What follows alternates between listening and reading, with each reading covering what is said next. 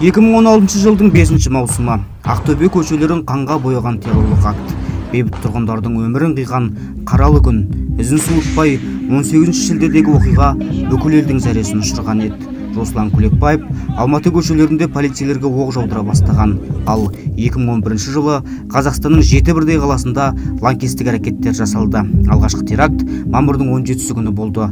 Ақтөбенің 25 жастағы тұрғыны Рахымжан Мақатов ұлттық қауіпсіздік комитетінің Ақтөбе облыстық департамент ғимаратында өзін өзі жарып жіберді. Жанкешті мерт болып, 3 адам жараланды. Алғашқы теракт жасалғаннан бері 9 жыл өтті. Көптеген сарапшылар Қазақстанда лаңкестіктің бар екені сол күні-ақ белгілі болды дейді. Шын мәнінде терроризмді белгілі бір ұлтпен, дінмен байланыстырудың негізі жоқ. Бейбіт тұрғындар өмірін жалмаған террорлық акт жасаушылардың діні мәзһабы болмайды. Өкінішке орай, қазіргі таңда тіпті осыдан алыс бола тұрған қазір осындай адасушы ағымдар бар. Бізде қазір оны арамызда да көрініп жатыр. Құдай сақтасын, Ақтөбедегі болған оқиғалар, Тараз аймағында болған оқиғалар бұның барлығын, яғни бұлардың теріс пиғылды екенін көрсетіп жатыр. Себебі діннің ең үлкен принциптарының бірі өзге біреуге зиян тигізбеу. Өзге біреуге зиян тигізбеу. Ла икраха фид-дин. Дінде зорлық жоқ. Мысалға жаңағы Мұхаммед ибн Абдул Вахабтың қазір заң бойынша тыйым салынған бірнеше кітаптары бар. 3 негіз, 4 қағида дейді. Орысша 4 принципы деп айтады жаңағы. Орысша жаңағы арабша китабу таухид, книга единобожия деп айтады. Осындай бір кітапта что разрушает ислам деген, навақидул ислам, исламды не бұзады, және де кашфу шубухат, күмәнді нәрселерді ашу деген осындай бір кітаптары заң жүзінде де уже міне тыйымға салынды. Бірақ бұл адамдардың өздерінің идеологиясын таратуды тоқтатқан емес. Сол үшін кітаптардың сыртына Мұхаммед ибн Абдул Вахаб деген атты өшіріп тастап, оның орнына жаңағы Сулейман ат-Тамими деген сияқты ол кісінің басқа бір есімдерін атып жазып қойып жатыр. Енді арабтардың аттары ұзын болады ғой, сондай кітаптар арқылы таратып келе жатқан жайлары бар. Теріс ағымға ерушілердің діни сенімі мен ұстанымы біздің қоғам мен мемлекетке қарсы агрессиялық сипатта екені белгілі. Ал адам баласының бойында қалыптасқан бұндай көзқарас түбі теріс қимылға айналуы әбден мүмкін. Елімізде және шетелде дін негізінде болып жатқан оқиғалар осының айқын дәлелі.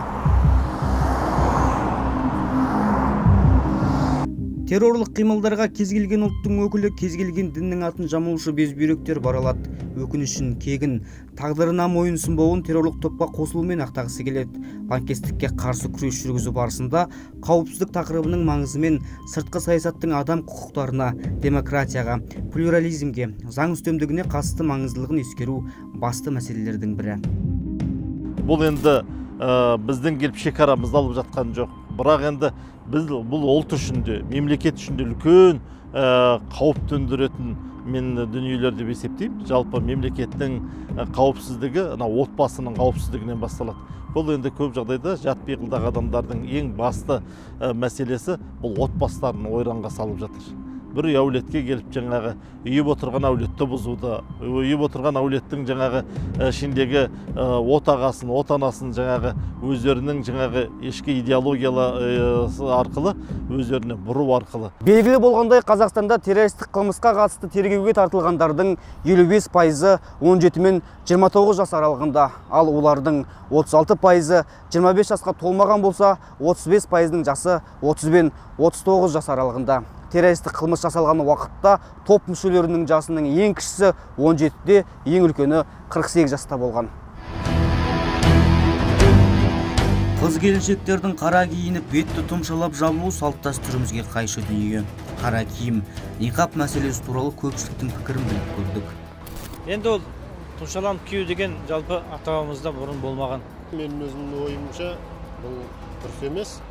Өйткені қазақ өз ата-бабаларымызға келе жатқан салт дәстүріміз бойынша өзі қазақтың әйелдері, аналары қазақша киініп, өздерінің ұлттық киімдері болған. Негізі олай дұрыс емес қой. Ондай біздің дәстүрімізде жоқ қой. Біздің қазақи дәстүрімізде жоқ ондай. Қазіргі таңда сол қара жамылған, қара киген қыздар көбейіп кетті. Менің ойымша ол діни сауатсыздықтың нәтижесінде болып жатқан жайттар деп ойлаймын. Жалпы қазақта қара киім кию бұл қаралы кезде ғана қара киім киген. Оған менің ойымша заң тұрғысынан тыйым салу керек сияқты. Алғашқы кейіпкеріміз Анар Құлзақованың бауыр еті баласын күткеніне 5 жыл. Бақытын басқа жақтан іздеп, Шам еліне кеткен ұлын ойласа, көкірегі қарс айырылады. Терістеннің жетегінде кеткен жалғызы Нариман не тірі екені, не өлі екені белгісіз. Ол оразаның соңғы 10 күнін мешітте өткізем деп анасын алдап, баласымен жұбайын алып, Түркияға кеткен. Кейін соғыстың ортасынан содырлардың арасынан бір-ақ шыққан.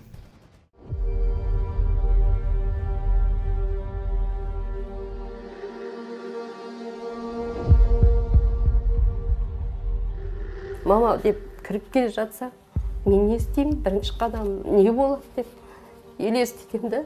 Может, бәлкім сол жерде жүрегім жарылып өлерім екен деп. Мен қандай ақыл айта аламын? Өзім баламды ұстай алмасам жерде. Әйтті өзім дұрыс тәрбие бере алмадым шығар. Жұмыс деп жалғыз. Ол кішкентай болды. Таңертең кетесің, жұмысқа жалғыз қалады. Кешке келесің.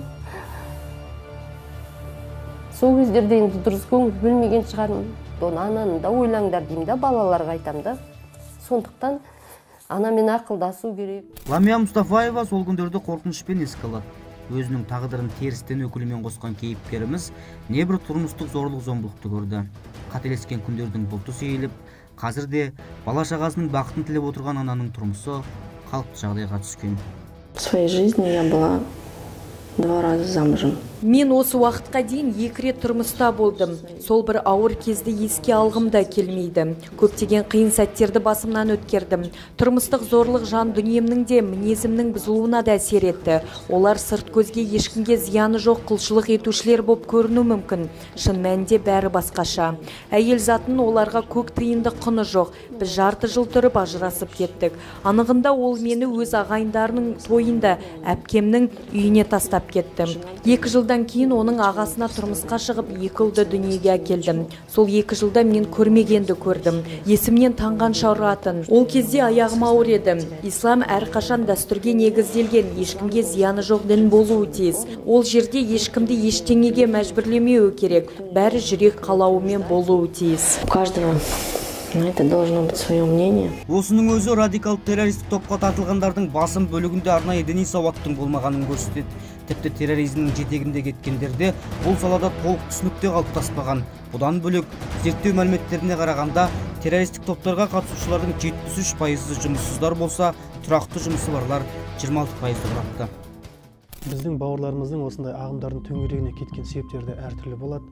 Бірақ ең негізгі себептердің бірі өкінішке орай діни ақпараттарды өкілетті органдардан немесе ресми түрде қызмет жасап жатқан мешіт қызметкерлері немесе медресе ұстаздарын алмағандықтан өкінішке орай біздің көп жастарымыз түрлі ағымдардың төңірегіне жетегіне кетіп жатқан жайттар бар.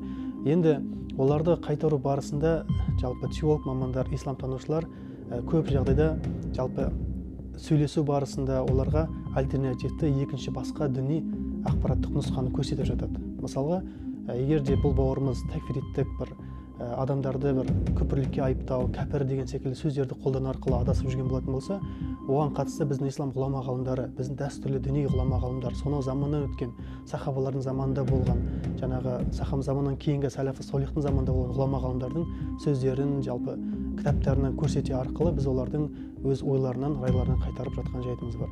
Егер де дәл осы бауырларымыз Құранға қатысты, кейбір аяттарына қатысты радикалды бір көзқарасқа түсіп жатқан жайттар болатын болса, оларға бізде осы Нұрлы білім қоғамдық бірлестігінде 10 шақты муфассир, яғни тәпсір ғұлама ғалымдардың кітаптары жинақталған. Сол кітаптардың төңірегінде ол ғұлама ғалымдар не деді осындай аятқа байланысты? Олар не айтты? Қандай дәлел дәйектер келтірді? Олардың көзқарастары қайда болды дейтін секілді сұрақтарды қозғап көрсету арқылы біз бауырларымызды дәл осындай ағымдардан тағы да бір жаңағыдай басқа ақпараттар беру арқылы сақтап қалатын жайттарымыз бар. Дәл сол секілді практикалық іс шараға байланысты кейбір проблематикалық мәселелер көтеріліп жатқан болатын болса, бізде тағы да фиқ бабына қатысты, яғни адамның іс қимылына, діни жаңағыдай міндеттеріне қатысты іс-әрекеттер, ол намаз болсын, ол оразаға байланысты сұрақтар, немесе жаңағы зекетке байланысты сұрақтарға байланысты біз бауырларымызға тағы да бір ақпараттарды беріп жатамыз. Терроризм бұл идеология емес, керісінше белгілі бір мақсат пен міндетке қол жеткізу үшін жасалатын нақты іс-әрекеттер жиынтығының стратегиясы. Бұған мысал да аз емес. Мәселен, кейбір радикал террористік топтар өздерінің идеологиялық платформасын оп-оңай ауыстырып отырған. Тіпті бір террористік топ 25 жыл ішінде өзінің идеологиялық тұжырымдамасын радикалды түрде 5 мәрте ауыстырған. Келесі кейіпкеріміз Ағаділ Дәрменов достарының азғырымен Сирияға кетпек болған әрекет үшін 5 жыл жазасын өтеп шыққан. Енді өкінішпен өткен жылдардың орнын отбасына арнап, балаларын тәрбиелеп толтырғым келеді дейді. Менің сыныптасым болды. Сонымен сөйлесіп жүргенде ол айтты, жаңа масқап дұрыс емес. Сунамен оқу керек. Таңбас болса масқап ұстанбаған деп. Мен о кезде интернет деген болды. Имамда дұрыс емес, жаңа имамда апарып тастайды. Сосын мен интернеттен іздей бастадым да. Қарадым жаңа. Сирияның уақыты басталды. Сол 2011, аяғы 2012. Жолда жаңа сыныптастарым да кетті сол Сирияға. Солармен жаңа видеосөзбен сөйлесіп, о кезде жаңа скайп қой. Алланың жолында деп жаңағындай. Ойладым, расында болар. Алланың жолында соғысып атқан ба деп жаңа 2013-2014-те мен октябрьдің 28 ұстады. Семья бар, ол кезде бітті балам бар, қызым 1 жаста болды, 1,5 жаста болды. Әйеліме айттым, жүр, барайық сол жақ. Ол айтты, жоқ, Әділ, сен қателесесің, о жер дұрыс емес. Қалай мұсылман жеріне, қалай бір мұсылмандар бір-бірімен шайқасады. Аллаға шүкір, қазір оны түсіндік, мысалы, қате екенімізді.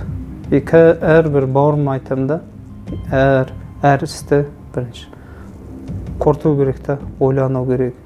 Ол туған жерді еш нәрсеге ауыстырамайсың да, бәрібір ол ыстық болып тұрады туған жер. Дінді саясатқа айналдырудың зардабы қашанда ауыр. Олар ұлттық қауіпсіздікке тікелей қатер төндірумен бірге ондаған, жүздеген тағдырдың күйреуімен шаңырақтың шайқалуына себепкер. Біз түсірілімде жүріп, жалпы осы тақырыпты зерттеу барысында қаншама тағдыр тәлкегіне ұшыраған жандарды көрдік. 1 жыл бойы теріс ағым жетегіне кеткен жандармен сұхбаттастық, жағдайын түсіндік. Абу Ханифа емес, мешіт емес. Өйткені бізде Абу Ханифада біз қол қайырамыз ғой, ас қайырғанда, мысалы бата жасап, ол ренжитін. Мен кейін осы таяуда ғана, алды күні ғана түсіндім имамнан оны.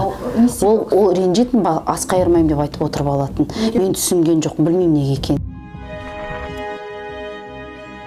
Қонат жасайтын, істейтін, кетеді. Андай, как мал сияқты болдым да енді. Негізі проституцияның халал түрі деп айтайшы, өте жиіркенішті да. Бір-бірін әйелін алады, ұнамай қалама талақ бере салады. Өте жақсы спектакль қояды. Хочу, чтобы қыздар ондай көрінген еркектің тряпкасы болмай, достойно жүру керек. Они такие с виду набожные, такие, можно сказать, они такие верующие со стороны. На самом деле они далеко не такие. Жена для них ничего не представляет, никакой ценности, ничего. Өз баласын бауырына басып, мен 4 баламды шектетіп жүретін. Сосын жаңағындай телевизор деген мүлдем көрсетпейтін. То, что мультфильм көруге болмайды, харам деп. Одан да балаларға намаз үйрет деп. Туысқандармен араласпа деп запрет қойды. Дін мен ұлттық мүддені аталарымыз ешқашан бөліп қарамаған. Енді ол ұстанымды бүгін бөлудің ешбір қажеттілігі жоқ. Қорытындылай келсек, ұлттық рух пен ұлттық сананың кемелденуіне, ұлттық салт дәстүріміз бен тілімізді, мәдениетімізді сақтауға, жаңғыртуға әр азамат өз үлесін қосуы маңызды. Сонда ғана қазақ халқының дәстүрлі діни танымы мен рухани мәдени болмысына шабуыл жасап отырған жат пиғылдыларға қарсы төтеп бере аламыз. Діни экстремизммен күресте ең маңызды қадам діни сауаттылық екенін, діни сауаттылық ұлттық тарих дәстүрмен қоса әлемде болып жатқан үрдістерден хабардар болудан құралатын ұмытпағанымыз жөн. Өз отанын сүю, дәстүрін ұстану, тарихын қастерлеу қандай да бір жаудан қорғайтын рухани иммунитет.